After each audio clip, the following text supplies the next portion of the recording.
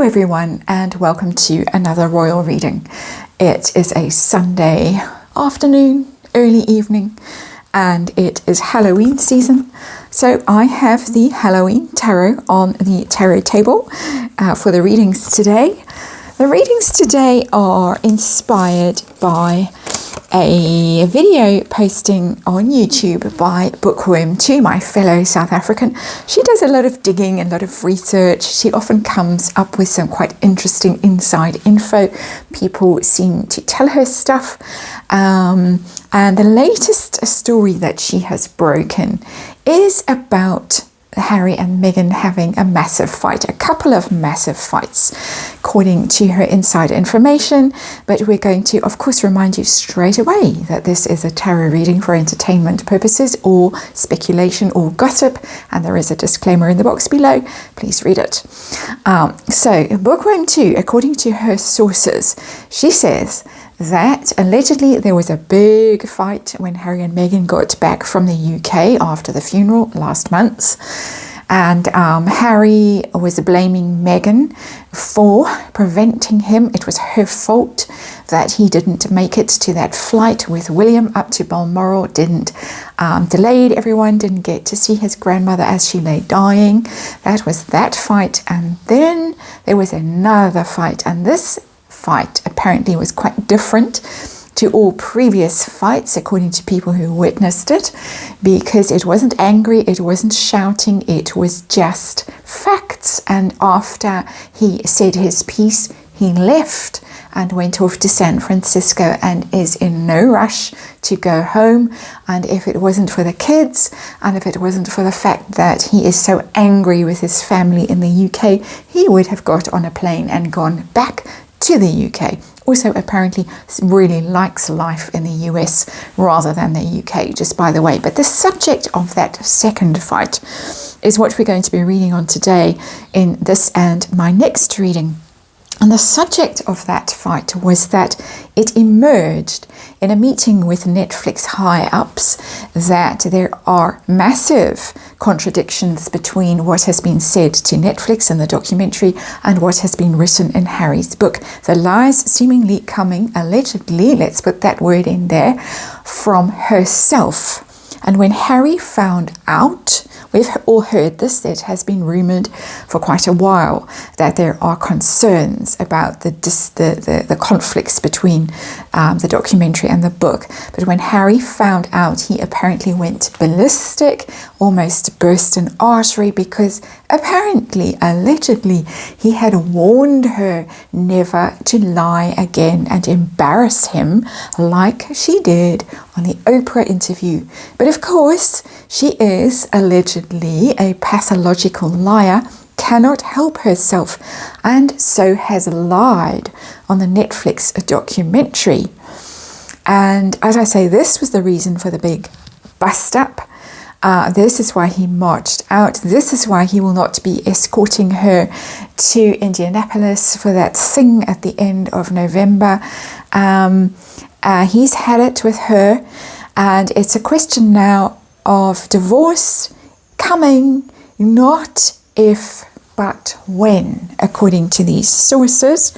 Not if, but when. He has apparently told male friends, one speculates that it is the better up lot, that he is fed up with her spending, very bothered by her profligate spending, her moaning. She moans about staff, she moans about people, nobody can do anything right. He's had enough. He has been seen flirting with a blonde divorcee at Polo. And so we've read many times on this, of course. And of course, they have a big reason for sticking together, at least until next May. They have the coronation. They have the Netflix documentary coming out. They have the book coming out in January. They have the coronation in May. But it's not a happy household. And it seems to be Splitsville. So we're going to read again on this. This reading that I'm doing now is going to be looking at the marriage situation from each of their points of view. We'll do a compare and contrast reading. And then in the next reading I'm going to do today, I'm going to look at her tendency to lie I saw in a reading I did about Harry's book, cards are going on the floor, so I'm having to scramble around and pick them up as I'm talking. I saw in readings I've done on the book that one of the problems that he's going to be facing is this possibility that there is going to be contradictions. There might even be litigation, because part of this chat that Bookworm 2 had, this rumour mill, as the video is called, was that there is concern that Harry and Meghan will be legally liable for what they have said on the Netflix documentary, because it is coming out of their mouths. It's not scripted, so they are liable. One more shuffle. They are liable for anything that comes out of their mouths that is then contradicted somewhere else. Somebody can just say, well, I'm going to sue you. And of course, Samantha Markle has already done that, and that litigation is ongoing.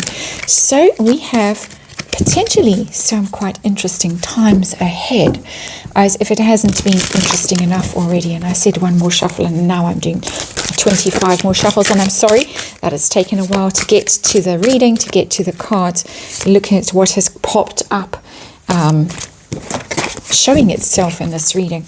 One more shuffle. Now they're all coming. Okay, we're ready now.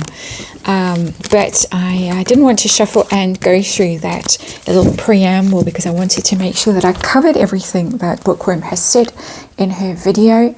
I know sometimes maybe sources aren't confirmed, but she has been on the money quite a few times. I can't see. I've got a great big plastic thing down the middle of my screen, so it's quite hard to look at the camera in one and look at the table in another shot. But I will explain the cards as we go. And we're going to see, this is Harry on this side, this is Meghan on this side. We're going to see what these, hopefully 8, 1, 2, 3, 4, 5, 6, 7, 8 cards. Yes, it is 8 cards. What these 8 cards have to tell us. And let's see. Underlying energy of this is the 8 of Bats. That's the 8 of Swords in the Halloween Tarot. Somebody who is stuck. Somebody who has made a mental trap for themselves. They're stuck in their own thoughts. They're stuck in this prison. And they are both stuck. Swords are words and thoughts. So they have made a trap for themselves, both of them, with their words, with their thoughts, and they are stuck. They are stuck together now. He is stuck, she is stuck. And easy enough to walk away if you just realize the truth of a situation. But that truth has to be realized. It does seem as if the scales are falling from Harry's eyes about the nature of the beast that he married, my opinion. And we will read on that in the next reading. Let's see the situation, the current signifier for what's going on, and we get the Fool card. It is new journeys, new beginnings, and there is definitely a new energy here of somebody wanting to set off, start their lives somewhere else, go their separate ways, start new journeys, start afresh, and basically to hell with each other. And off we go and start again. This is not a renewing their vows. Remember, we heard all that nonsense. And perhaps it's been recorded. And perhaps in this loved up Netflix documentary, we're going to see them declaring their undying love for each other again somewhere. But this is new beginnings. This is fresh starts. This is, I want a new start somewhere else. And so let's look at Harry. How does he feel right now about the marriage? 3 of Ghosts. That's the 3 of Cups. That's the out partying card. He's away partying with his friends. It's exactly what was basically said with Bookworm 2. He's off. He's been in San Francisco with the Better Up lot. He's busy being chimpo there. He looked pretty pleased with himself. And as she said, no rush to go home. He's out partying. He's with friends. He's drinking. He's enjoying himself. He's hanging out. He's living the good life in America. And he is not a homebody. How is she feeling right now? She is 9 of Ghosts, 9 of Cups. Well, she's pretty pleased with herself as well, because she's got what she wanted. She's got all the attention. She's got the variety cover. She's got the podcast going. she's indulging in her life. She's doing those little pep walks. She seems to do them when he's away. I'm surprised we haven't seen the kids, quite honestly, but I suppose they're saving them for the Netflix documentary. But she's busy. She's fulfilling herself in her own way with those fashion shoots and the interviews and the podcasts and all the rest of it. So they're both in their own ways quite pleased with life. But because the Fool is sitting here in between them, it's telling me that they're pleased with themselves and enjoying themselves, are pretty much on separate continents. They're not on separate continents, I don't think, but they are separate energetically. It's telling me, how do they view things long term? This is not nightmare energy, by the way. It is a fight that happened. They are stuck. They are stuck with each other for now. 8 of Bats is telling me that.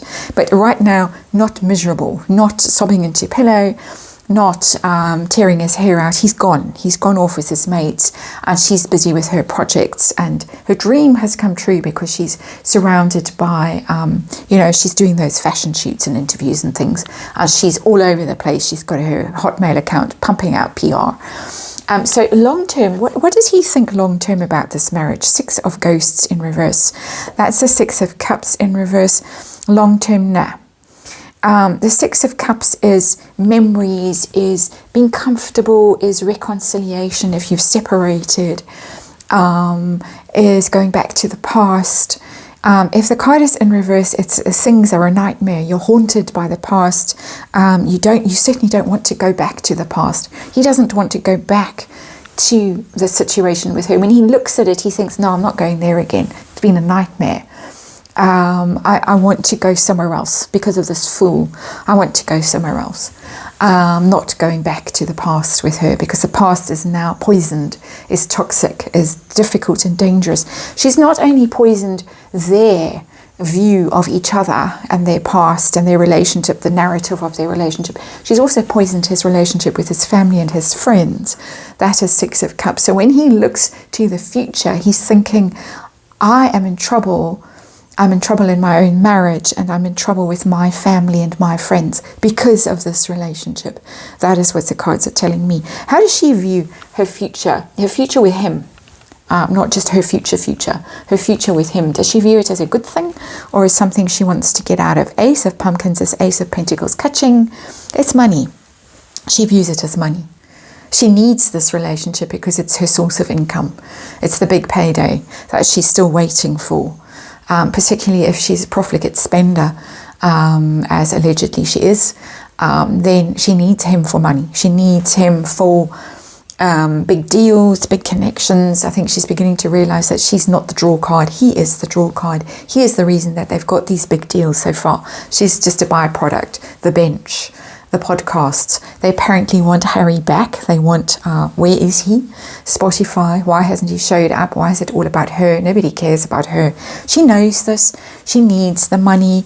If it's not him, then she'll be off to find somebody else. We constantly see that with her, seeking desperately for a billionaire who will sign up to support her in the luxury to which she has now become accustomed. So much for feminism and women's empowerment and all that rot that she spouts on about. She has got not a clue what that is about. But anyway, he's the payday. He's the money card. He, on the other hand, is thinking, well, my life has turned into a nightmare thanks to this woman. So how would it go? This is speculative now completely. How would it go in the current energy if they were to separate? How would it go for him? Would there be blonde divorcees in his future? Very happy. 4 of Wands. He'll be on to the next one. Absolutely. It's a marriage card, the 4 of Wands. He would be going home, first of all. That's also a royal family card. So lots coming from this card. With the mother, the moon looking down at those little imps celebrating. He'd be very happy.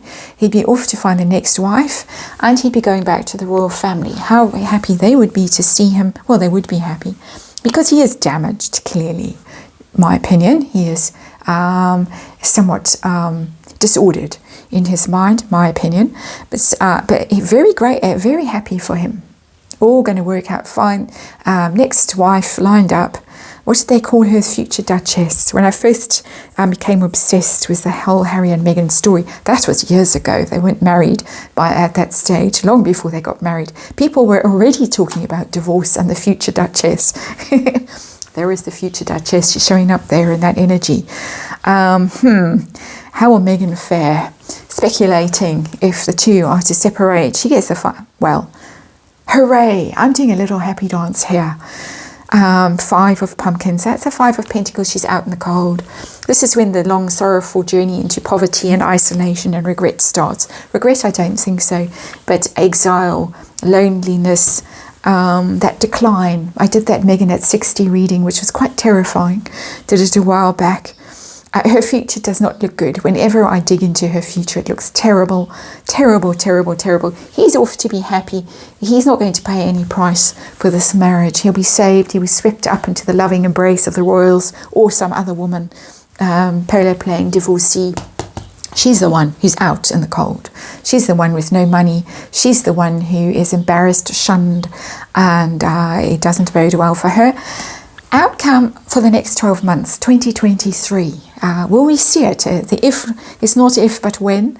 Will they actually make it through 2023 as a couple, even on the surface, as a pretend couple? A lot of people stick together for the sake of it, for appearances, for the kids, for church, because, you know, we're in a church that frowns on divorce, or because we defied everyone and got married, and now, oops, we don't want to admit that we made a terrible mistake. All kinds of reasons to hang in there long past the sell-by date of the marriage. So this next year, next 12 months, we got the 3 of imps in reverse, the 3 of wands. It's all over this year. Coming year, 2023. 3 of wands is the waiting card, waiting for your ships to come in. It's expansion, growth, prosperity, abundance. It's in reverse. It's all over. It is a shriveling, a shrinking, a withdrawing energy. Excuse me, my voice is going. I decided I needed to burn Palo Santo while I was doing this reading to fix my vocal cords. So I'm going to scramble to the end of this and have a good cough. But the scrambling to the end is that somebody is going to give up waiting and depart. And let's have a quick look. Voices come back. Let's have a quick look. Who's the one going to be leaving? Current energy, of course, all subject to change. Who's the one that's going to stop waiting and scramble for their new future with the Fool?